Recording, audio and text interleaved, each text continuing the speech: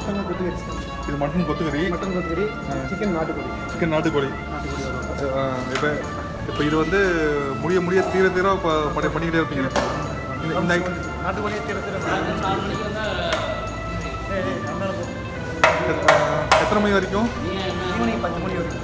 10 மணி வரைக்கும் இந்த ஐட்டம் இருக்கும். சாப்பாடு சார். சாப்பாடு மட்டன் கொத்துக்கறி. மட்டன் கொத்துக்கறி, சிக்கன் நாட்டுக்கோழி. சிக்கன் நாட்டுக்கோழி. இங்கே என்ன ஸ்பெஷல்? இங்கே என்ன நல்லாயிருக்கும்? இங்கே தான் ஸ்பெஷல் இருக்கும். இதுதான் ஸ்பெஷல். மத்தியானம் வந்து நாட்டுக்கோழி, மட்டன் கொத்துக்கறி. காலையில் வந்து மட்டன் குடல், மட்டன் வறுவல். ரைட்டு.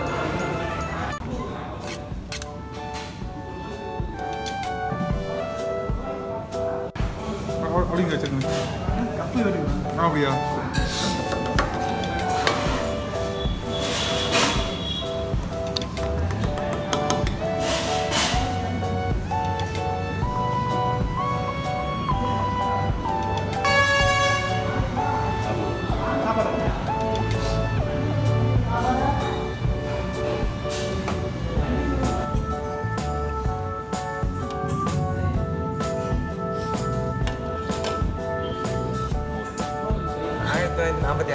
தாத்தா காலத்தில் ஆரம்பிச்சது.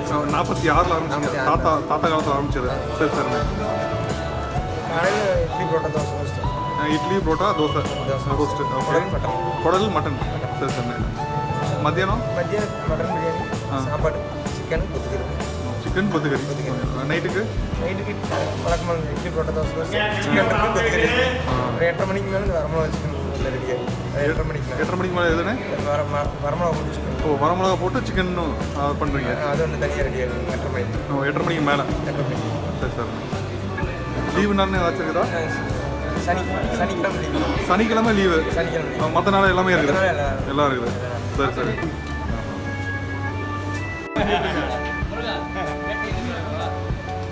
இல்லை செய்யறது செஞ்சுக்கிட்டு இருக்கேன். சயின்ஸ் சூப்பரைஸ். சரி சரி. குமார் சரி சரி.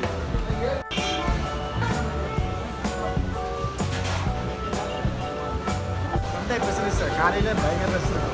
சண்டே காலையில் என்ன ஸ்பெஷல்? சண்டே காலையில் ஆனால் ரஷ் அதிகமாக இருக்கும்.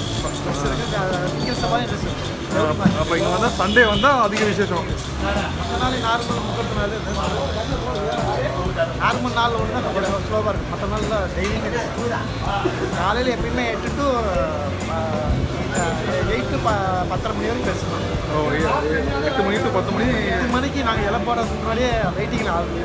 ஓ சரி சரி.